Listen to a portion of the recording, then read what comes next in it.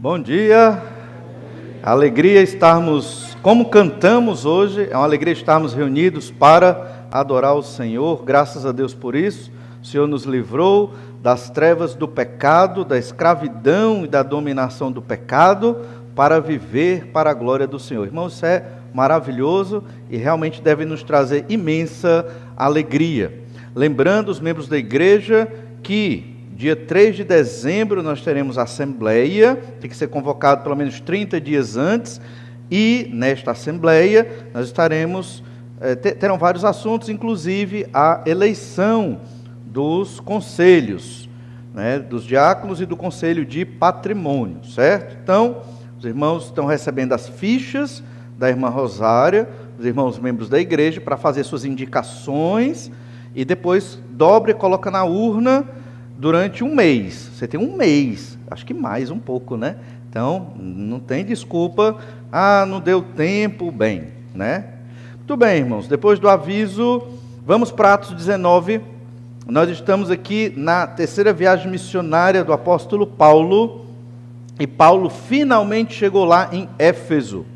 E lá em Éfeso, o apóstolo Paulo encontrou 12 discípulos, e esses discípulos eram ainda discípulos de João o Batista, e foram batizados no batismo do arrependimento de pecados, como nós estudamos na semana passada, né? domingo passado. E hoje nós queremos continuar observando Atos 19, do verso 1 ao 7.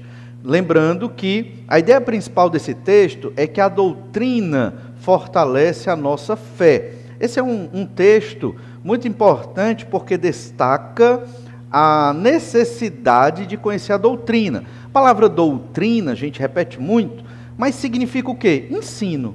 Doutrina significa ensino. Então, quando a gente fala doutrina, estamos nos referindo ao ensino da palavra de Deus, ao ensino da Escritura. Se você conhece a doutrina da Escritura, certamente você terá uma vida muito mais abençoada. Esses irmãos aqui, lá de Éfeso, eram crentes, mas ainda viviam na velha aliança, mesmo a nova aliança já tendo começado. Lembra? Era um período de transição. Nós não estamos mais num período de transição, nós nem entendemos às vezes como era a vida na velha aliança, né? Então, na velha aliança, você só orava no templo, né? Na velha aliança, você tinha que levar um cordeiro, um carneiro, um animal para sacrificar, para poder ter ali a expiação dos seus pecados. Quer dizer, era muito diferente do que é hoje, certo? Mas a nova aliança, depois que o Senhor Jesus Cristo veio pela primeira vez, né, o Messias prometido, então a velha aliança, muito da velha aliança ficou para trás. O que nós temos dessa velha aliança são os princípios fundamentais da lei de Moisés, que está no Novo Testamento para a igreja. E nós vivemos, né, pelo menos os princípios dos 10 mandamentos, que são, digamos, o espírito da lei do Antigo Testamento. Doutrina é importante. É importante e é mais importante do que emoção. Então, a gente tem que ter isso em mente. Vivemos na era da emoção, onde as pessoas confundem. Eu tive uma experiência com Deus, eu tive uma emoção. As pessoas confundem essas coisas, certo? Não estou dizendo que emoções são coisas erradas. Não, todos nós temos emoções.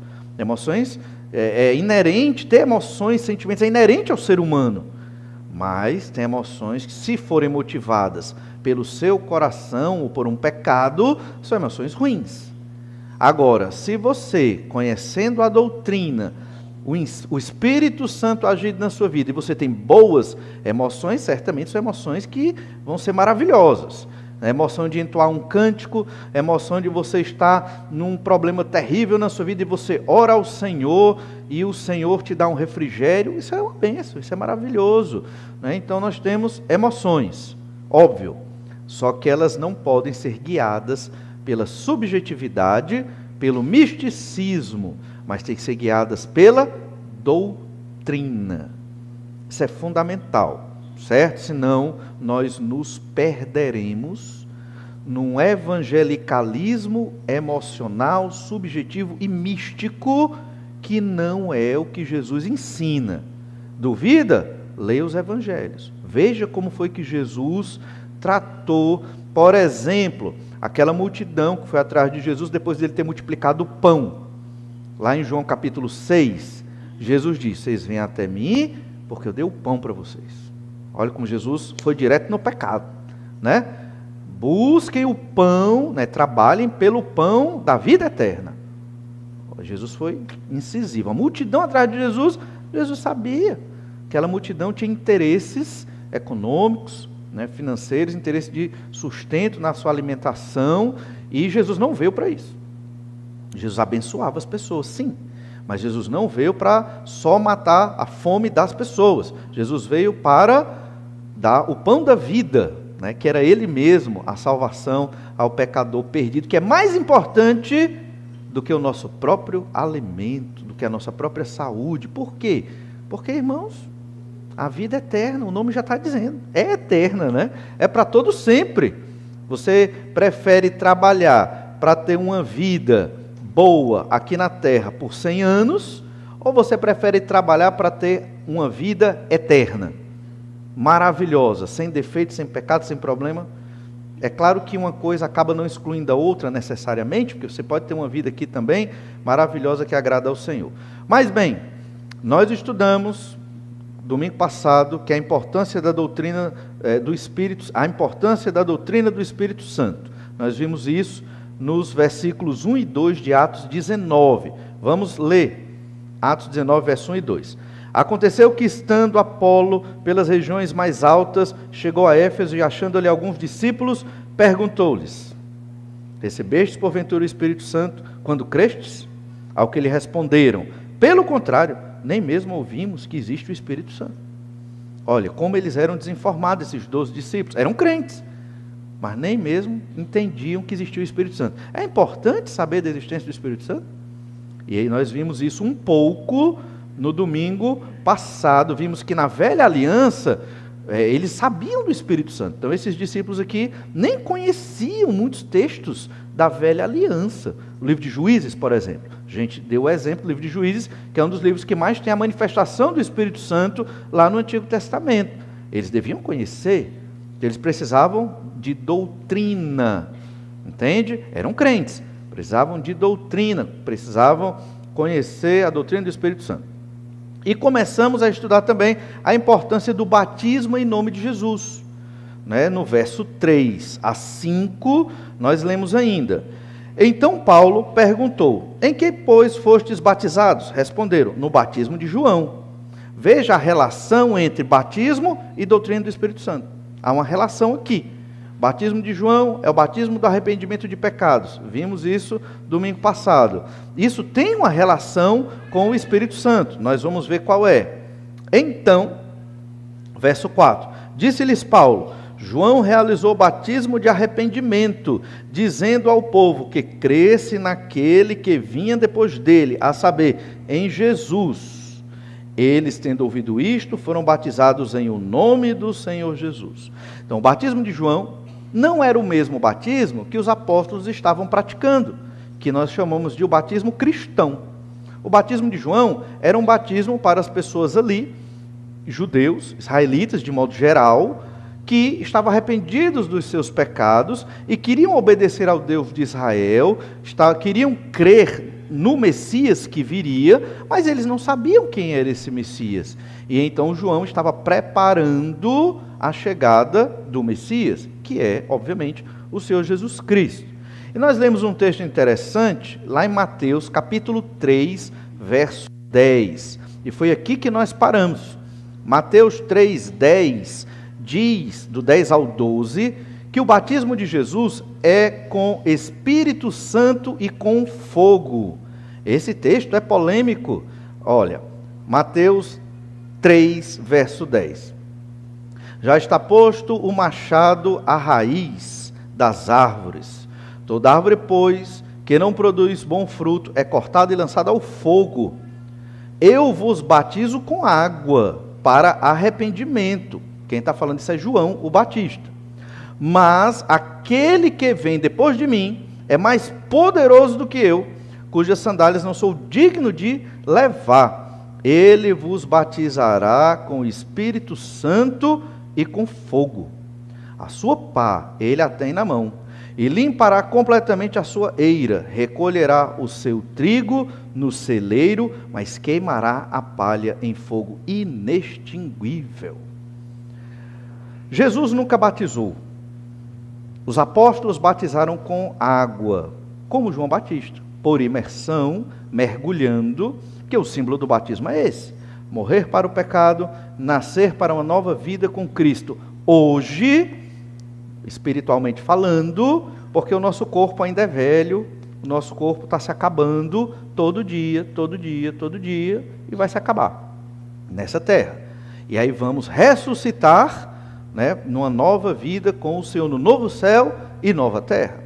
O crente não fica espírito vagando. A Bíblia diz que nós receberemos um novo corpo, à semelhança do de Jesus. Essa é a nossa plena e poderosa salvação. Salvação não é só você ser membro de uma igreja.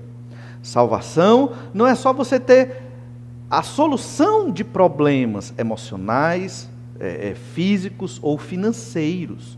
A salvação, ela é plena e poderosa em Jesus. É uma salvação para todo o planeta Terra, que será redimido da consequência do pecado, do nosso pecado. A sociedade será redimida e haverá uma sociedade de pessoas sem pecado num futuro, creio eu, espero que mais próximo, onde Deus mesmo estará na terra, como no Éden, o Senhor Jesus Cristo também, o Espírito Santo também, e todos os crentes redimidos pelo sangue de Jesus, da velha aliança e da nova aliança, vivendo numa sociedade plena e perfeita.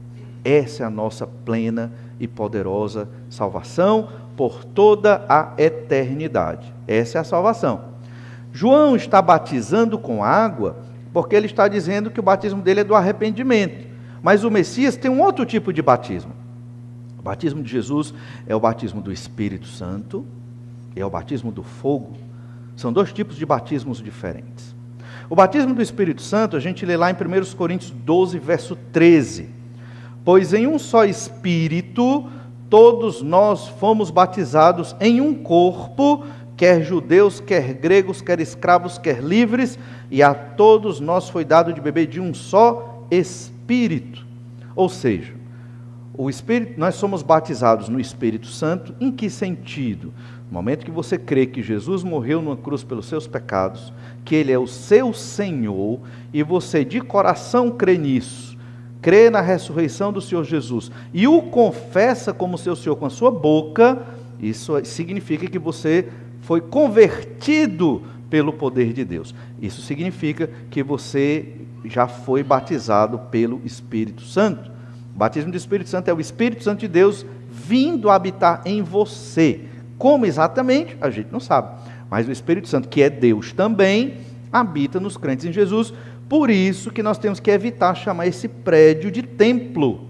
Templo é você, crente em Jesus, eu, crente em Jesus. Isso aqui é um prédio. Antigamente chamavam de nave, né? Bonito. Hoje ninguém vai entender. Mas é um prédio, é o prédio da igreja. Porque a gente faz a mnemônica, né?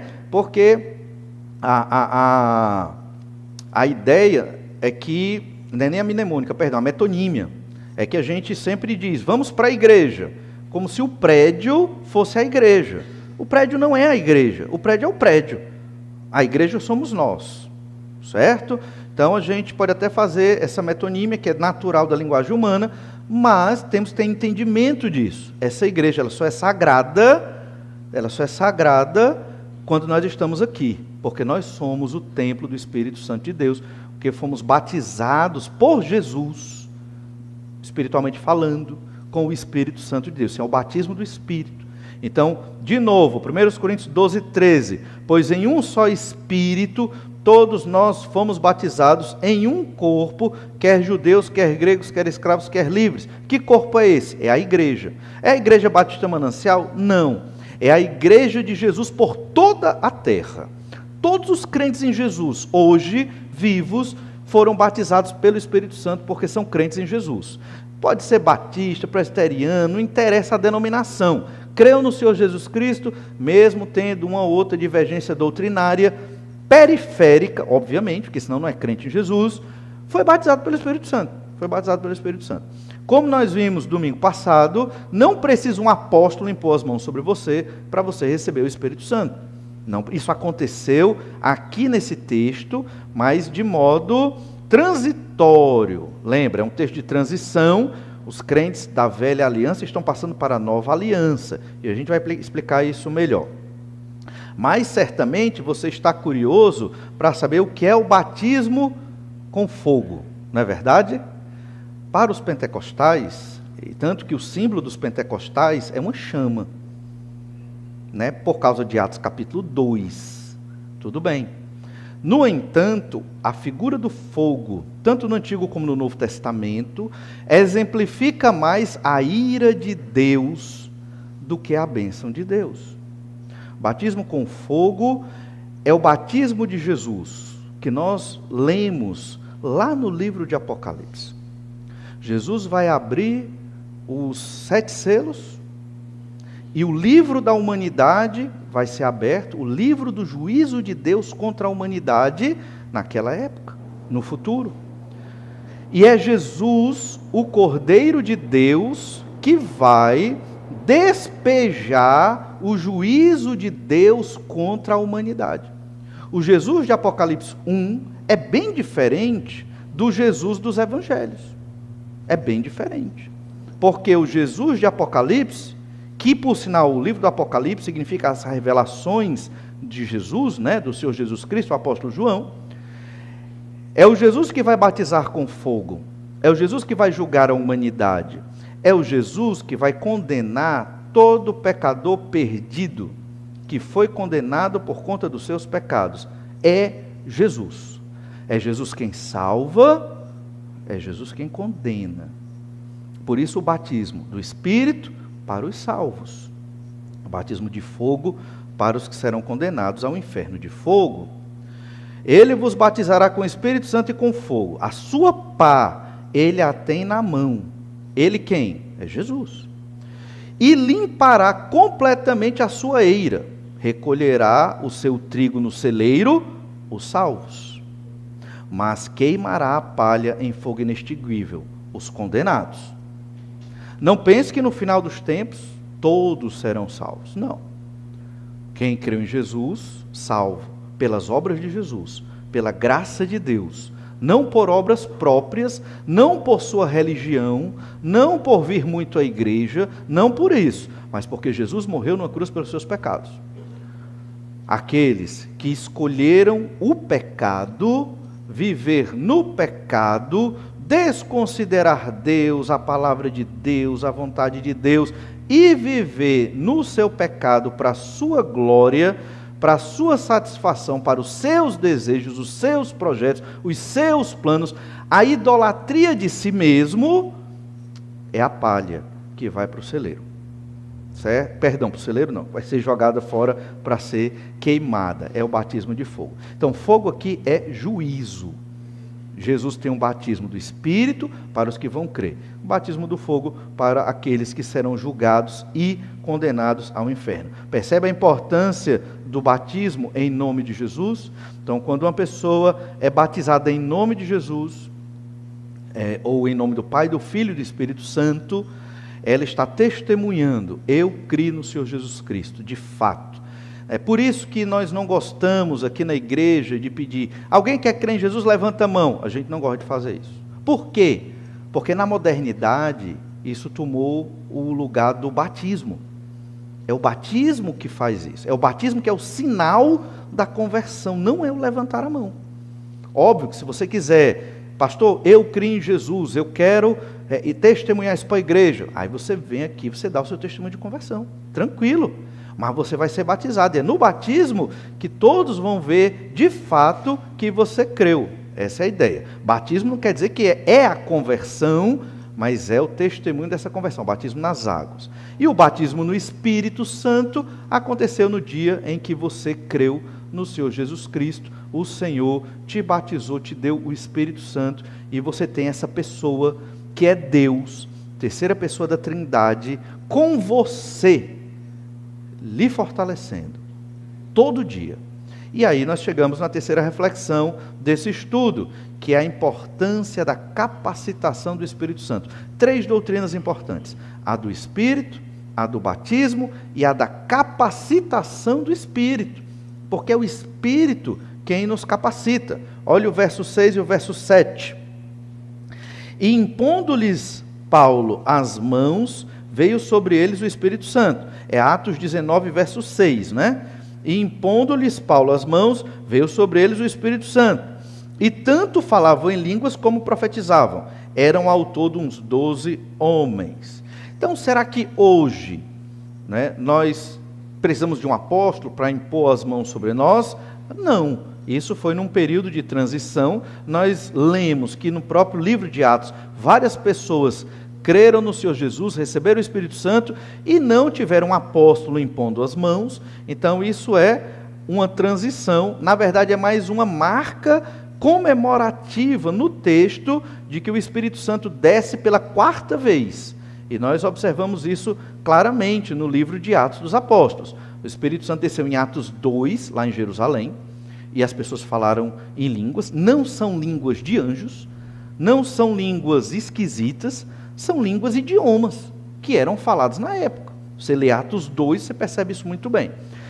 O Espírito Santo desceu também em Atos 8, lá para os samaritanos, quando eles se converteram, na pregação de Filipe, o diácono. Então, o Espírito Santo desce lá, eles também falam em línguas, idiomas da época. Aquilo é uma marca. Para que isso? Aquilo é uma marca para dizer: a igreja não é só do judeu, a igreja é do samaritano também, porque naquela época a igreja saiu do meio dos judeus.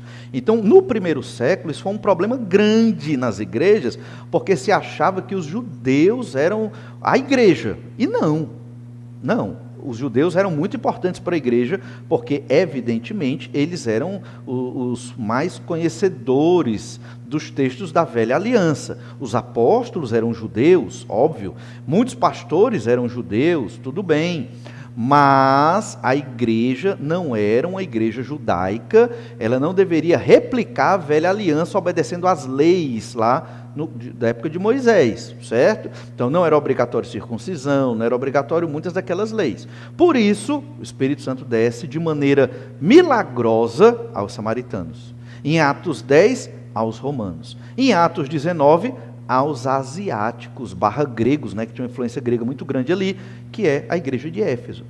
Dessa forma, essa descida miraculosa do Espírito passava uma mensagem para a igreja do mundo daquele período. Que mensagem?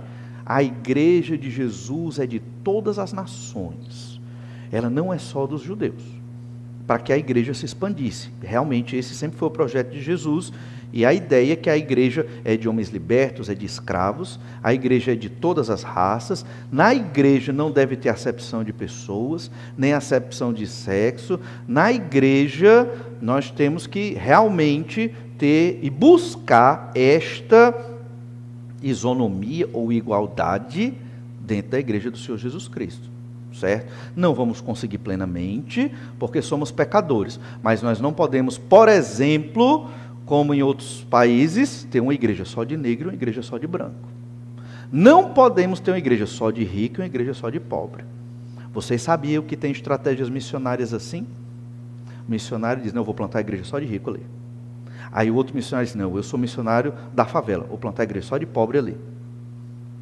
Jesus não aprovaria esse tipo de metodologia missionária. Jesus quer que todo mundo esteja misturado. Certo? Junto e misturado, né? Os provérbios, né, estão vindo, só que esse é bem popular mesmo. Mas a ideia é que isso tem que ser uma realidade da igreja, irmãos. E quando uma igreja não tem isso, ela está fracassando no propósito de Jesus. Ela está fracassando. Certo? Não pode ter igreja só de rico, não pode ter igreja só de pobre, certo? A igreja tem que ser misturada, nem só de negro, nem só de branco, nem só de latino, tem que estar misturado, e nós temos que aprender a viver assim. E, não vou ficar nessa igreja por causa disso, daquilo. No dia que vier isso na sua mente, se for por causa de doutrina, realmente tem que sair. Mas se você está na igreja e é por esses motivos, tem que vir uma outra luz na sua mente, se você tem o Espírito Santo. Que luz? Que vai te iluminar e dizer o seguinte: eu tenho que aprender a amar nesta igreja que pensa diferente de mim nestes aspectos secundários. Eu tenho que aprender a amar. Bote isso como desafio na sua vida. Bote isso como desafio na sua vida. Porque se você muda de igreja por questões secundárias e acessórias, sinal de que você não está aprendendo a amar os seus irmãos. Certo? Então, é um desafio, não é fácil. E aí você ama os seus irmãos, mesmo que eles tenham costumes, jeitos, que necessariamente não são pecado, às vezes até são, mas nada que desabone seriamente, e você vai tentar amar, ajudar e fortalecer os seus irmãos. Veja que no verso 5, Atos 19, 5, eles tendo ouvido isto, foram batizados em nome do Senhor Jesus. É interessante aqui que primeiro eles foram batizados nas águas e depois é que eles receberam o Espírito Santo. Hoje é diferente, né? Você crê em Jesus, automaticamente é batizado pelo Espírito Santo na hora da sua conversão e depois é que você se batiza nas águas. No verso 5 eles foram batizados nas águas e depois foi que Paulo impôs as mãos. Então foi uma ordem completamente trocada, porque esse aqui não é o padrão. Isso aqui é um texto de transição da velha aliança. Eles eram crentes da velha aliança, eles eram como aquele etíope eunuco. O etíope eunuco, lá em Atos capítulo 8, ele ia a Jerusalém adorar o Senhor. Ele era um crente, mas ele não entendia quem era o Messias, até que Filipe esclareceu isso para ele ali. Ele creu em Jesus, ele cria no Messias, no descendente, e ele ia aprender desse Messias, mas não sabia quem era. Lá em Jerusalém. Por isso que ele saía da Etiópia, o atual Sudão, né, Sudão do Norte, e ele ia para Jerusalém, que é uma viagem grande. Ele ia na sua carruagem, sua comitiva lá para Jerusalém. Por quê? Porque ele cria no Messias, no ungido, mas não sabia. Então, Filipe foi lá, pregou para ele, e ele entendeu que era Jesus Cristo e foi batizado nas águas em nome de Jesus, no batismo cristão, como deveria ser. Certo? Interessante entender que o Espírito Santo, ele sempre foi profetizado no Antigo Testamento, e a vinda do Espírito Santo também foi profetizada. Nós entendemos que o Espírito Santo habitava no Antigo Testamento, mas não nos indivíduos crentes da velha aliança. Ele habitava no templo. No templo. Por que a gente entende isso? Porque Paulo diz que hoje nós somos o santuário do Espírito Santo. Então, onde o Espírito Santo habitava? No santuário velho, no templo. Quer dizer que o Espírito Santo vivia lá dentro do templo como a gente vive dentro de uma casa? Claro que não. O Espírito Santo é Deus, né? Salomão deixou muito claro na sua oração, 1 Reis capítulo 8, de dedicação ao templo, que o templo não podia conter Deus. O templo não contém Deus. Mas quando a gente fala que Deus habita naquele templo, nós estamos falando da presença de Deus no sentido de abençoar. O Espírito Santo estava lá naquele templo no sentido de abençoar o povo de Israel.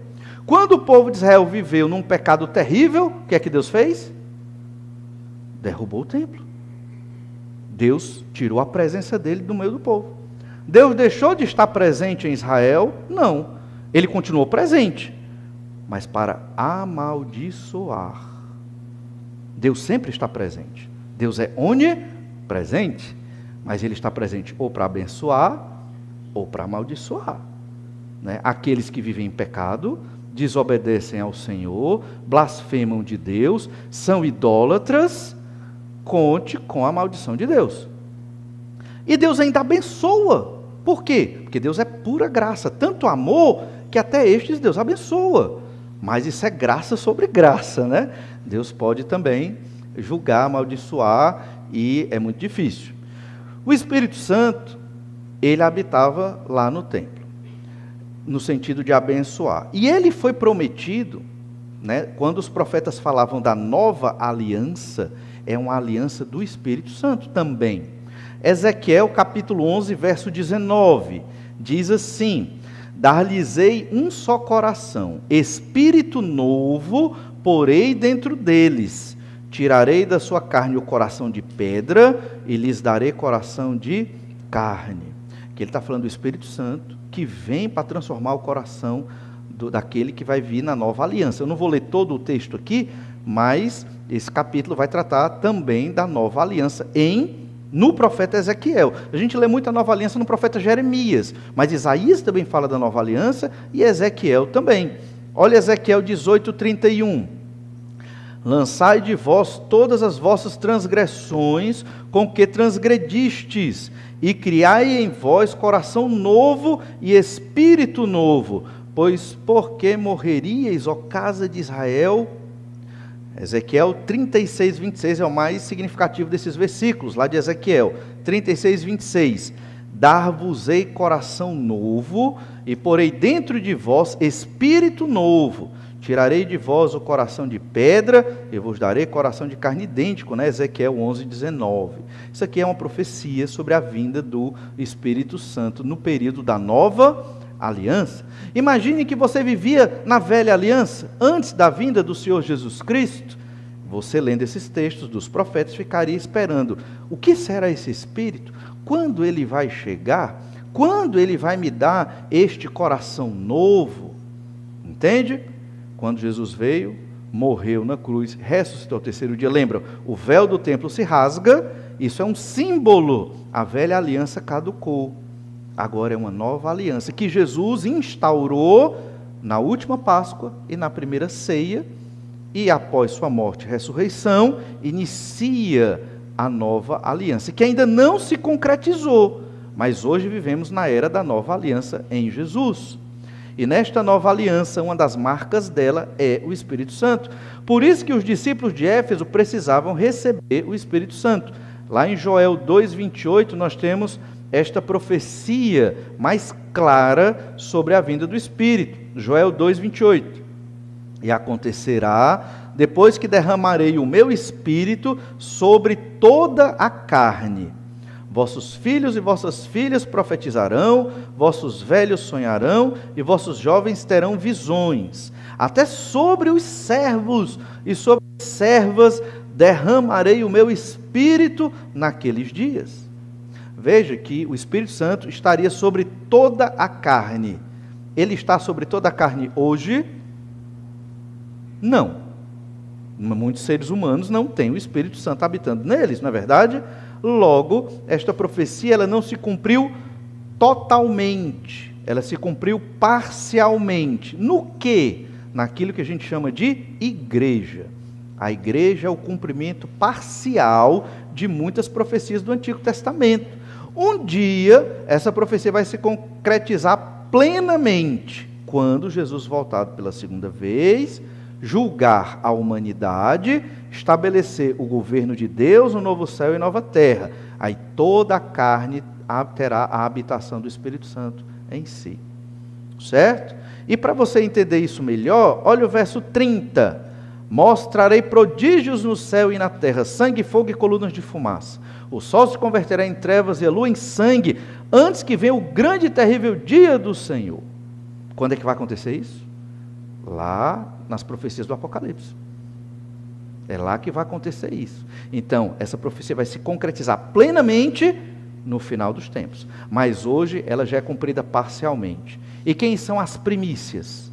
A igreja de Jesus. Porque Pedro cita esse texto lá em Atos capítulo 2, na primeira descida do Espírito Santo. Olha Atos 2,16. Pedro explicando o que foi que aconteceu com a descida do Espírito Santo e o povo falando em outros idiomas. Mas o que ocorre é o que foi dito por intermédio do profeta Joel. E acontecerá nos últimos dias, diz o Senhor, que derramarei o meu Espírito sobre toda a carne. Vossos filhos e vossas filhas profetizarão, vossos jovens terão visões e sonharão, vossos velhos, e ele continua falando todo o texto que a gente acabou de ler lá em Joel, capítulo 2. Então, perceba que a turma achava que estão bêbados, né? Falando em outros idiomas, estão bêbados. Não, isso é o Espírito Santo descendo sobre os crentes, cumprindo parcialmente a profecia de Joel, capítulo 2. Então você começa a entender como a doutrina do Espírito Santo é importante, e mais ainda, a capacitação do Espírito Santo é extremamente importante. Olha Atos 1:8. Recebereis poder ao descer sobre vós o Espírito Santo, sereis minhas testemunhas, tanto em Jerusalém como em toda a Judéia e Samaria até os confins da terra. Para deixar o texto mais dramático, e sereis meus mártires. Testemunha aqui é mártires. Como alguém se torna um mártir por Jesus? Poder do Espírito Santo de Deus. Naquela época, ser crente não era fácil. Você poderia facilmente ser preso, desprezado pela sua família e morto por crer em Jesus. Mas mesmo assim, os crentes estavam na igreja quase que diariamente. Quase que diariamente. E os crentes, e eles tinham trabalho. Eram agricultores, eram pecuaristas, eram comerciantes, mas estavam na igreja. Estavam pregando o evangelho, estavam arriscando sua cabeça pelo nome de Jesus. E tem os heróis como Barnabé, como o próprio apóstolo Paulo e outros que eram mais consagrados e destemidos, porque se dedicaram exclusivamente à obra do Senhor. Comparado com os crentes daquela época, irmãos, nós temos uma vida muito boa, nós temos uma vida muito confortável, temos uma vida muito fácil. Você não deve se comparar com os crentes pecadores de hoje, que tem muito. Você tem que se comparar com os modelos da Bíblia. Ah, pastor, mas eu sou muito fraco. É mesmo. É mesmo. E agora? Poder do Espírito Santo. Ele dá poder. No dia que você pensar em servir ao Senhor, ou for desafiado a servir ao Senhor, não pense muito, porque o teu coração vai começar a dar um monte de explicações. Não, mas eu não posso, não, mas eu não sou capaz, não, mas eu não tenho tempo, não, mas é difícil, não, mas é isso, eu não vou aguentar, eu não quero começar e deixar no meio do caminho. Um monte de desculpa. Não tenho capacidade, não pense. Se é Bíblia, faça. Simples, muito simples. Ah, eu não sei se hoje eu vou para a igreja. Não pense. É bíblico ir para a igreja? Vá. Ah, eu não sei se eu vou orar. Eu não tenho condição de orar. Como assim? Morreu? Quem morreu não tem condição de orar. Está vivo, tem condição de orar. Tem condição de louvar, tem condição de ler a Bíblia, dependendo da situação, né, se não está tão doente assim. Irmãos, o Espírito Santo capacita. Esse é o problema das igrejas. Umas igrejas entendem a capacitação da maneira errada. Fica rolando no chão, acha que aquilo é o Espírito Santo. Fica pregado na parede, é o Espírito Santo. Isso é loucura. Igrejas neopentecostais. Outras igrejas se acomodam. Igrejas conservadoras se acomodam. Porque não crê no poder do Espírito Santo. Não acredita. Essa é a importância da doutrina do Espírito Santo. Capacitação. Atos 4, verso 8. Então Pedro, cheio do Espírito Santo, lhes disse: autoridades do povo e anciãos, o Pedro covarde dos evangelhos, que negou Jesus, que tinha muita conversa, mas na hora teve pouca prática. Lembra? Pedro dizendo: Senhor, de maneira nenhuma o Senhor vai morrer. Aquela coisa toda, coragem. Quando foi na hora, correu. Não tinha a capacitação do Espírito Santo. Olha Pedro aqui, Atos 4, 8, pregando o evangelho às autoridades judaicas, sem medo de ser um mártir. Capacitação do Espírito Santo. Pedro mudou. Você pode mudar, eu posso mudar. É o Espírito que nos dá coragem e força e energia, porque eu sei que é difícil, mas é o Espírito que nos dá tudo isso, e saúde e tantas outras coisas mais. Atos 4, 31, tendo eles orado, tremeu o lugar onde estavam reunidos, todos ficaram cheios do Espírito Santo e com intrepidez anunciavam a palavra de Deus. Estavam sendo perseguidos, presos, início da igreja, mas estavam alegres e oravam. Percebe? Você não é perseguido, ninguém machuca a sua família, você vive uma vida boa, abençoada, tem tudo e mais, e não serve o Senhor adequadamente. Se é que não serve. Se serve, amém, continue. Mas se não serve, olha aí. Atos 7, 55. Mas Estevão, cheio do Espírito Santo, fitou os olhos no céu e viu a glória de Deus e Jesus que estava à sua direita. Estevão é o herói, o meu herói da Bíblia, né? Talvez você pense assim, que realmente é um homem de Deus. Não foi Estevão, foi o Espírito Santo agindo sobre Estevão, dentro de Estevão. Ele estava cheio do Espírito Santo o controlou para ele pregar aquela mensagem, ir contra as autoridades judaicas que estavam erradas e receber as pedradas, pronto para ir morar com o Senhor Jesus Cristo. Isso é coisa do Espírito Santo de Deus. E quando você realizar uma obra para o Senhor, lembre-se disso, foi o Espírito Santo de Deus, não foi você, nem fui eu. A glória é do Senhor. Nós somos meros instrumentos e seremos extremamente felizes por sermos usados pelo Senhor. Olha Atos 9:31. A igreja, na verdade, tinha paz por toda a Judeia, Galileia e Samaria, edificando-se e caminhando no temor do Senhor e no conforto do Espírito Santo, crescia em número. A igreja tinha paz, a igreja temia Deus, a igreja era uma igreja viva, abençoada, mas o Espírito Santo é que fazia a igreja crescer. Atos 11:24, porque era um homem bom, cheio do Espírito Santo e de fé, e muita gente se uniu ao Senhor. Quem era esse homem? Barnabé, cheio do Espírito Santo. E aqui nós podemos ler vários e vários textos que falam sobre o Espírito Santo, controlando indivíduos crentes para a obra de Deus.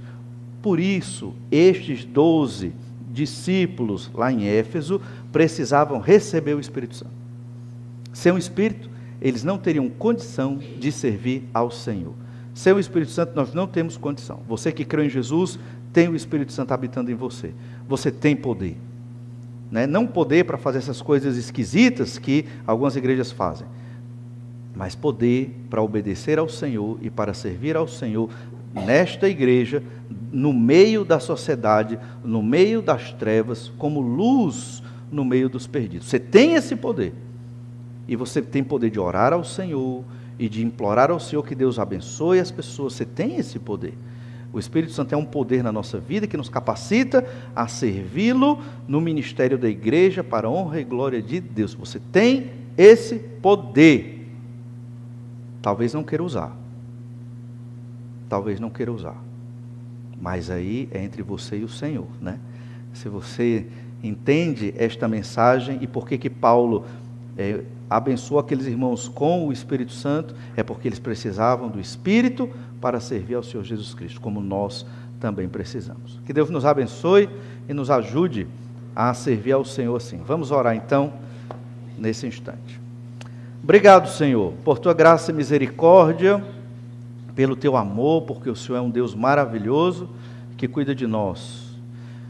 Sabemos da Tua doutrina, ó Pai, sabemos destas verdades maravilhosas. Somos crentes da modernidade, e infelizmente, muito mal acostumados. Que o Senhor nos desperte, e o Teu Santo Espírito, como nós cantamos, em outras vezes, avive cada